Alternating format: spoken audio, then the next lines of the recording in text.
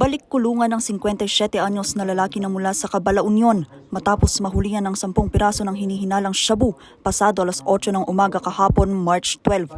Ang nakumpiska aabot sa 1 gramo na nagkakahalaga ng aabot sa 6,000 pisong halaga. Nakumpiska rin sa kanya ang ilang bala ng caliber 12 gauge shotgun. Makaharap muli ang suspect na itinuturing ding isang high-value individual ng PDEA ng kasong paglabag sa Republic Act 9165 o ang Comprehensive Dangerous Drugs Act of 2002.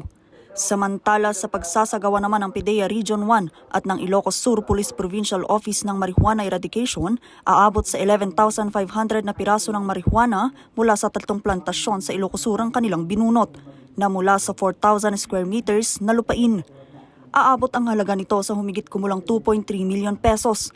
Sa probinsya naman ng Benguet, aabot sa 5.3 million pisong halaga ng marihuanang nakubkob ng pinagsanib puwersa ng PDEA Cordillera at ng PNP. Kabilang rito ang 10,500 na marihuana, 27,000 na gramo ng pinatuyong dahon ng marihuana na nadiskubre sa Barangay Kayapa, Bacon at Takadang sa Kibungan. Nakubkob pa sa 3 mga barangay sa probinsya ng Kalinga ang aabot sa 24,000 na tanim ng mga marihuana na nagkakahalaga ng aabot sa 4,800,000 pesos.